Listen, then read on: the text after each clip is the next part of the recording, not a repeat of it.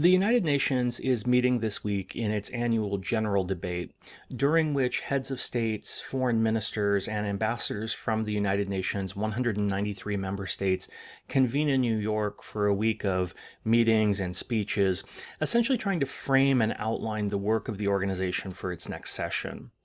It's an annual tradition that dates back to the earliest years of the organization, and it's a fascinating event to watch for both the politics and the spectacle. So what exactly should you expect from General Debate?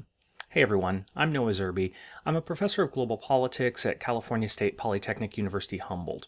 Welcome to Global Explainer, where we delve into the world of international relations and global politics. As you probably know, the United Nations, commonly referred to as the UN, is the primary international forum that brings together nearly every country in the world to discuss global issues, make decisions, and promote international cooperation.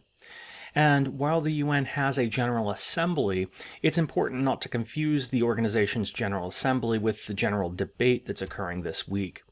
The General Assembly, which is often called the GA or the UNGA, is the main committee of the United Nations.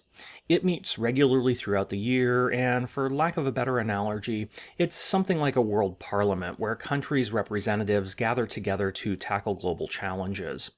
And September marks the beginning of the United Nations General Assembly's 78th annual session.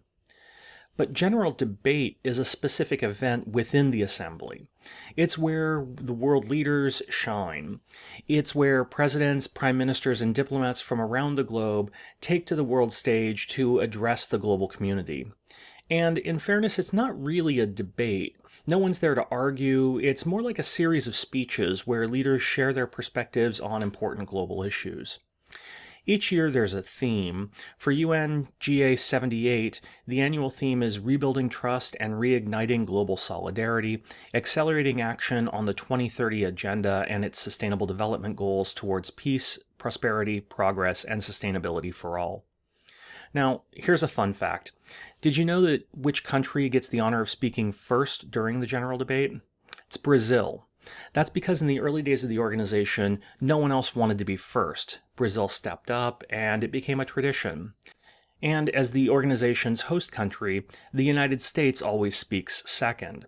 After that, it gets a bit complex. The order of speakers involves factors like representation level, geographical balance, and the timing of requests. How long can leaders talk? Well, they're asked to keep their speeches under 15 minutes, but some have made history with speeches lasting much longer. Fidel Castro holds the record with a 4.5-hour speech back in 1960. And if you want to watch your country's representatives speak, UN Web TV has you covered. They live stream all of the General Assembly meetings and even provide on-demand access. And for daily schedules and speakers lists, you can check the General Debate website. It's your front row seat to the international spectacle, and I'll provide a link to both the schedule and the live stream below. Civil society actors and non-governmental organizations take advantage of the attention paid to General Debate. As a result, there's lots of meetings and side events that accompany the annual session. This year alone, there's a Sustainable Development Goals Summit, a high-level dialogue on topics ranging from financing to development to climate change to pandemic preparedness and universal healthcare coverage to the fight against tuberculosis. So, does the UN General Debate even matter? Absolutely. In a world facing immense challenges like pandemics, climate change, and poverty, this is where global leaders come together to try to identify common solutions. It's a moment to rebuild trust, reignite global solidarity, and accelerate action on the Sustainable Development Goals. So yes, it matters. But it's also a moment of incredible political theater.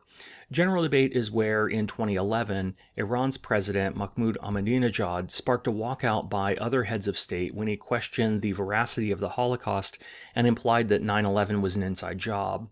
It's where Venezuela's President Hugo Chavez in 2006 called U.S. President George W. Bush the devil. And it's where in 1960, Soviet Premier Nikita Khrushchev pounded his shoe on the podium to protest a speech by the government of the Philippines. But that's it for now.